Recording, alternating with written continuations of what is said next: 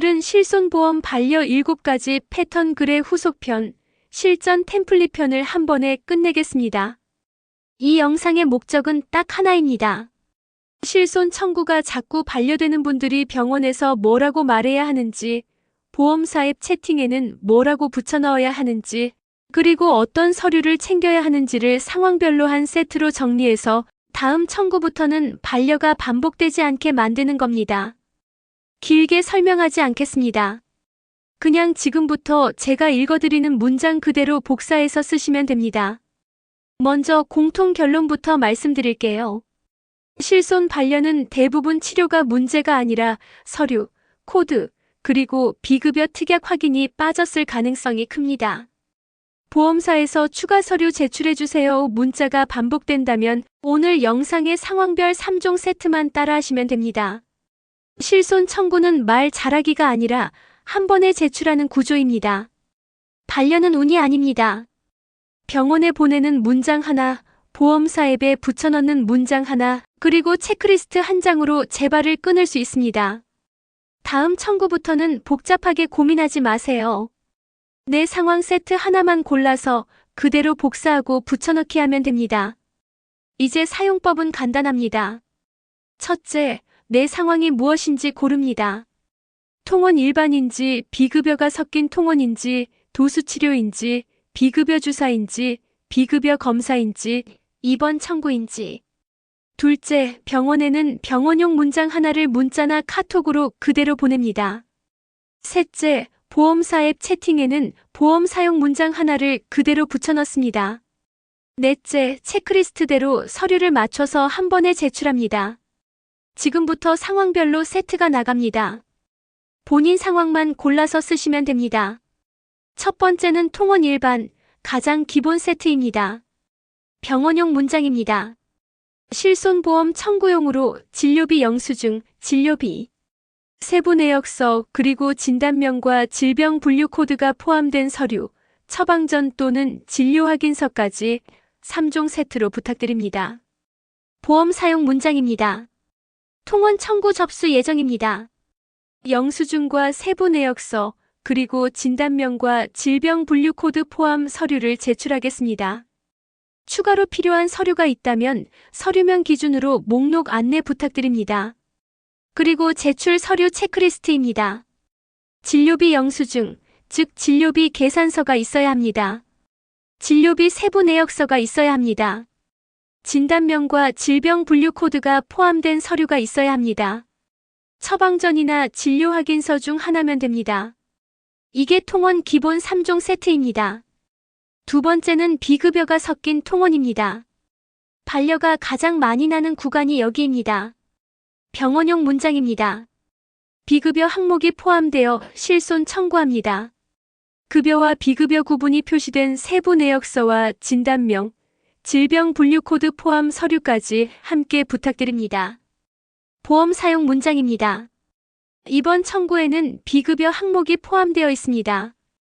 특약 해당 여부 확인이 필요한지와 추가 서류가 있다면 서류명 기준으로 안내 부탁드립니다. 우선 영수증과 세부 내역서, 코드 포함 서류를 제출하겠습니다. 제출 서류 체크리스트입니다. 진료비 영수증이 있어야 합니다. 진료비 세부 내역서가 있어야 하는데 여기에는 급여와 비급여 구분 표시가 되어 있어야 합니다.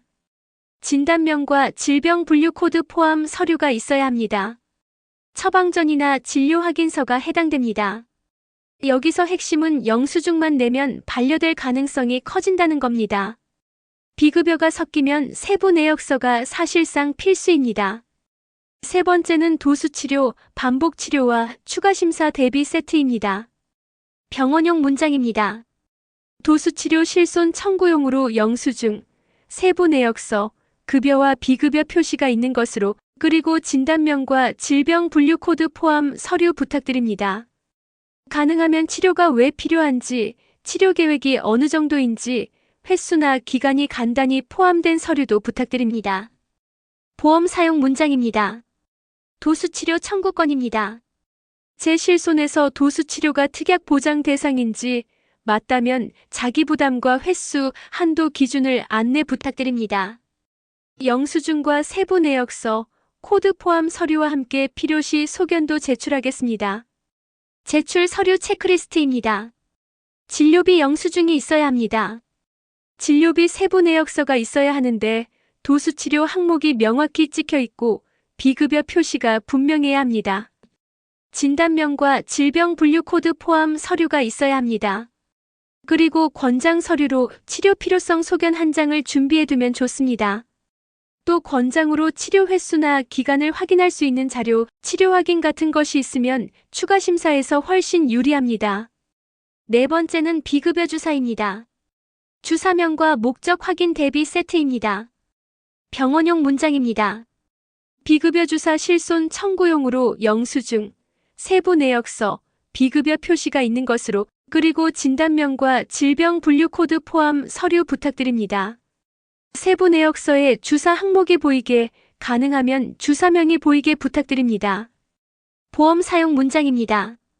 비급여 주사 청구권입니다. 제 실손에서 비급여 주사가 특약 보장 대상인지와 자기부담, 횟수, 한도 기준 안내 부탁드립니다. 심사에 주사명이나 투여 목적 확인이 필요하다면 어떤 서류가 필요한지도 알려주세요. 제출 서류 체크리스트입니다. 진료비 영수증이 있어야 합니다. 진료비 세부 내역서가 있어야 하는데 비급여 주사 항목과 명칭이 확인되면 좋습니다. 진단명과 질병 분류 코드 포함 서류가 있어야 합니다. 그리고 권장으로 치료 목적 소견 한 장을 준비해두면 좋습니다. 특히 반복 반려가 있었던 분들은 이 소견 한 장이 추가 서류 문자를 줄여주는 경우가 많습니다. 다섯 번째는 비급여 검사입니다. 영상검사 같은 고액 검사가 대표적입니다. 결과지나 판독 요약 대비 세트입니다. 병원용 문장입니다.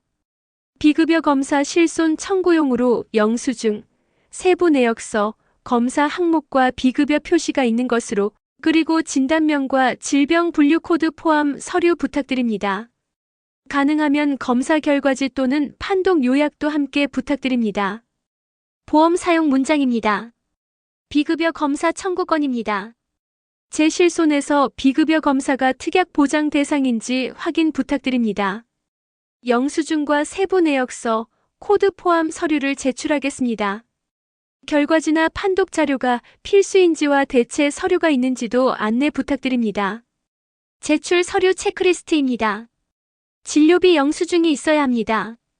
진료비 세부 내역서가 있어야 하는데 검사 항목과 비급여 표시가 명확해야 합니다. 진단명과 질병 분류 코드 포함 서류가 있어야 합니다. 그리고 권장으로 검사 결과지 또는 판독 요약을 준비하면 심사가 더 빨라지는 경우가 있습니다. 여섯 번째는 입원 청구입니다. 통원으로 재분류되는 것을 방지하는 세트입니다. 병원용 문장입니다. 입원비 실손 청구용으로 입퇴원 확인서, 영수증, 세부 내역서, 그리고 진단명과 질병 분류 코드 포함 서류 부탁드립니다. 가능하면 입원이 필요했던 사유, 예를 들면 관찰이나 모니터링 같은 이유가 간단히 포함된 서류도 부탁드립니다. 보험 사용 문장입니다. 입원 청구권입니다.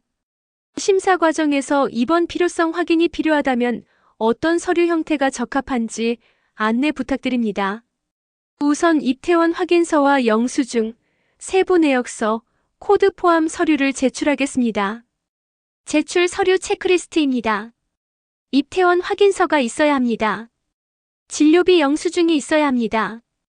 진료비 세부 내역서가 있어야 합니다. 진단명과 질병 분류 코드 포함 서류가 있어야 합니다. 그리고 권장으로 입원 필요성 소견이나 진료 기록 요약이 있으면 통원 재분류 위험을 줄이는 데 도움이 됩니다. 여기까지가 상황별 3종 세트입니다. 이제 마지막으로 요약 박스를 말로 정리해드리겠습니다. 한 문장 결론, 실손 반려는 대부분 서류 3종, 영수증과 세부 내역서와 코드 포함 서류가 빠지거나 비급여와 특약 확인이 안 돼서 반복됩니다. 가장 먼저 할 일은 내 상황을 하나만 고르는 겁니다. 통원 일반인지, 비급여 통원인지, 도수치료인지, 비급여 주사인지, 비급여 검사인지, 입원인지. 공통 기본 3종은 통원 기준으로 영수증, 세부 내역서, 진단명과 질병 분류 코드 포함 서류입니다. 추가가 필요한 경우는 해당될 때만 준비합니다. 도수 같은 반복 치료는 치료 필요성 소견과 치료 횟수나 기간 확인이 있으면 좋습니다. 비급여 주사는 세부 내역서에 주사 항목이 보이게 하고 필요하면 치료 목적 소견을 준비합니다. 비급여 검사는 결과지나 판독 요약이 있으면 좋습니다. 입원은 입퇴원 확인서가 기본이고 입원 필요성 소견이나 기록 요약이 있으면 재분류를 막는 데 도움이 됩니다. 실전 사용 순서는 정말 이것만 기억하세요. 병원용 문장 하나 전송, 보험 사용 문장 하나 붙여넣기, 체크리스트대로 서류 맞춰서 한 번에 제출. 여기서부터 반려가 줄어들기 시작합니다. 마지막으로 한 가지 더 강조하겠습니다. 실손 청구에서 가장 흔한 실패는 서류를 나중에 모아서 내는 겁니다. 진료를 보고 나면 가능한 빨리, 최소 월 1회라도 정기적으로 청구하고 특히 비급여나 반복 치료는 처음부터 오늘 템플릿대로 세트로 제출하는 것이 가장 안전합니다. 오늘 내용이 도움이 되셨다면 다음 청구부터는 내 상황 세트 하나만 선택해서 그대로 쓰시면 됩니다. 이 내용이 도움이 되셨다면 좋아요와 구독 눌러주세요. 좋아요와 구독은 다음 콘텐츠를 만드는데 많은 도움이 됩니다. 머니픽 코리아 굿뉴스 GNTV였습니다. 감사합니다.